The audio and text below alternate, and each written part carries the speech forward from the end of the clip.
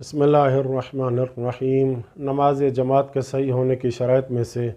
ایک شرط یہ بھی ہے کہ ماموم امام کے کھڑے ہونے کی جگہ سے آگے نہ ہو، بلکہ احتیاط مستحب یہ ہے کہ ماموم اپنے سجدے کی جگہ سے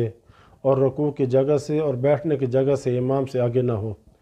یعنی جب ماموم سجدہ کر رہا ہو یا رکوع کر رہا ہو یا بیٹھا ہو امام سے آگے نہ ہو۔ آیت اللہ سیستانی فرماتے ہیں کہ احتیاط واجب ہے کہ ماموم کے کھڑے ہونے کی جگہ سے برابر کھڑا نہ ہو، بلکہ امام سے تھوڑا پیچھے ہٹ کر کھڑا ہو، مگر یہ کہ ماموم صرف اور صرف ایک مرد ہو، یعنی امام بھی مرد اور مقتدی بھی صرف ایک مرد ہے، زیادہ نہیں ہے، تو پھر اس صورت میں امام اور ماموم ایک ساتھ یعنی برابر کھڑے ہو سکتے ہیں۔ پس ماموم کے لیے جائز ہے کہ وہ امام کے برابر میں کھڑا ہو جائے۔ یہ مسئلہ جو بتایا ہے یہ ماموم مرد کے لیے حکم ہے۔ پس اگر ماموم عورت ہے اور نماز پڑھانے والا مرد ہے تو اس صورت میں عورت اس بات کی رعایت کرے گی کہ اس کے سجدہ کرنے کی جگہ پیش نماز مرد کے گھٹنے رکھنے کی جگہ سے آگے نہ ہو۔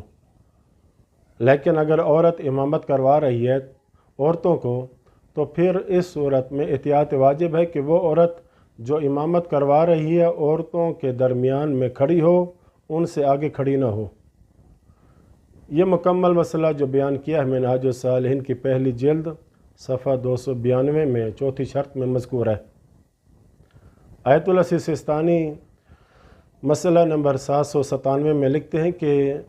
یہ جو 4-5 شرائط جو بیان کی ہیں ان شرائط کو ابتدا سے لے کر نماز جماعت کے ختم ہونے تک ان کا خیال رکھنا ضروری ہے۔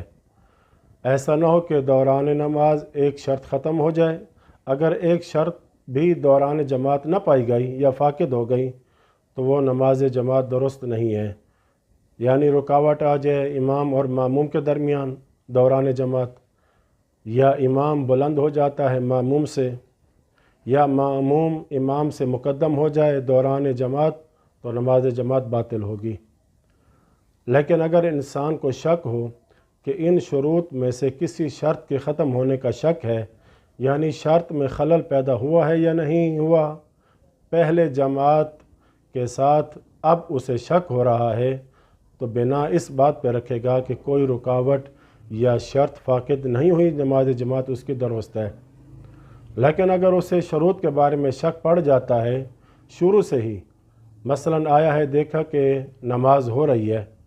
اب اسے شک ہے کہ پتہ نہیں شروط میں سے کوئی شرط فاقد ہوئی ہے یا نہیں، تو اس صورت میں شک کی پرواہ نہ کرے مگر جب تک یقین نہ ہو جائے۔ وصلی اللہ علی محمد وآل بیتہ۔